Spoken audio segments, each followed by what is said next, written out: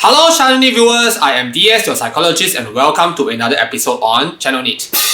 In this episode, I am going to discuss the influence of extroverted intuition, NE, on the ENTJ. So extroverted intuition is the sixth function of the cognitive stack for the ENTJ.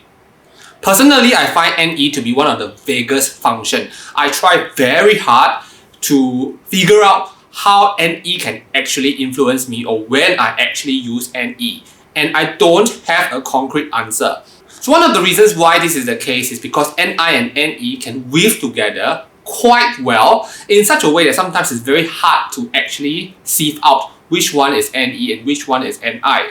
So let's say I have a dinner with a group of friends and we do not know where to go. I will say, you decide. Generally, I would accept this as NE at work. It's like, okay, I'm open to possibilities, why don't you tell me? But at times it seems as if NI is the one that says that, hey, it's not you, it's me who have chosen you to decide.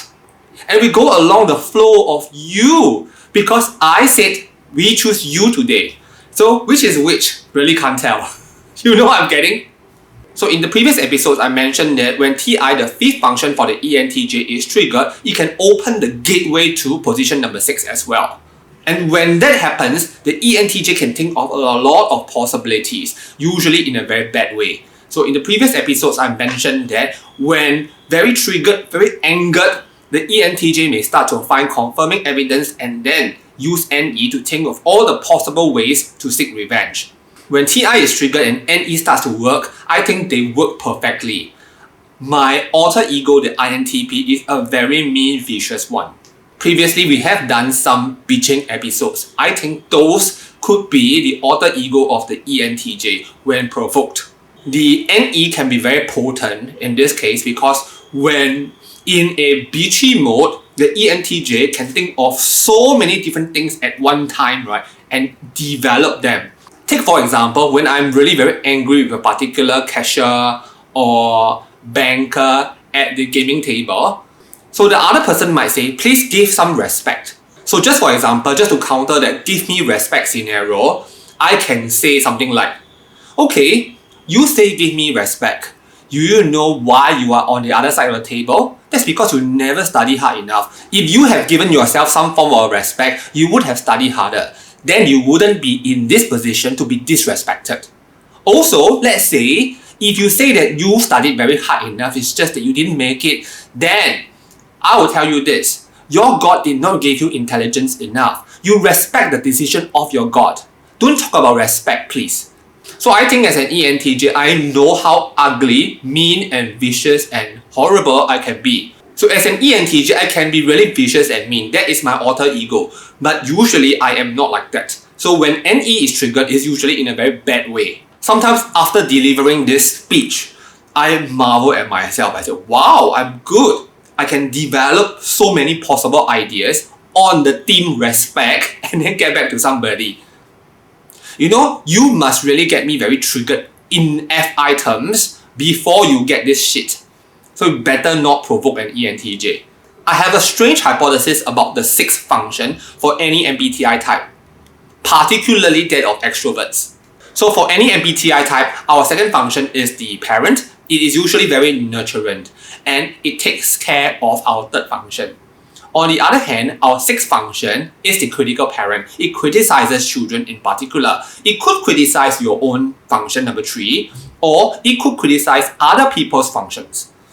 So whether your sixth function is used to criticize inward or outward really depends on a lot of factors such as the individual's ego, the individual's complex, whether superior or inferior.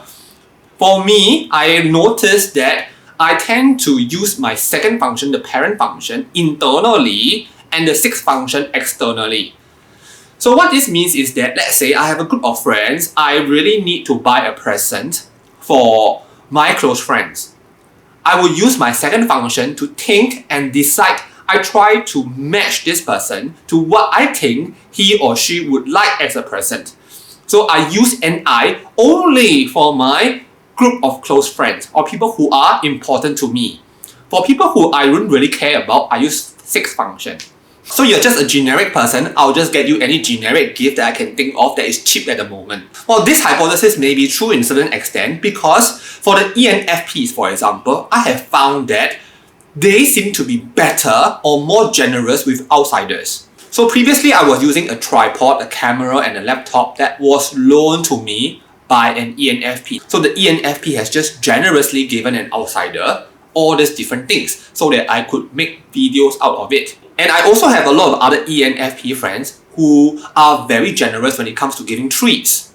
But when I look at ENFPs, how they treat their own family members, they can be really particular or calculative. So an ENFP may be having a dinner with their family members and after the bill comes, they want to split the bill. But if they were with a group of friends, they will say, my treat, something like that. Why? Because FI is the second function for the ENFP and the sixth function is FE. So FE is basically outward going for them. So they are generous to outsiders. So in this case, I use NE for my outsiders. I reserve my parent function for inside myself or for people who are close to me. You get what I'm talking about? So as a second function, NI brings me a lot of different utilities such as the ability to imagine into the future, to be creative, to predict what is going to happen quite reliably.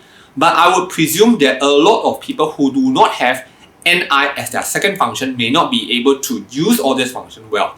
Maybe to them, it's just restricted to imagination.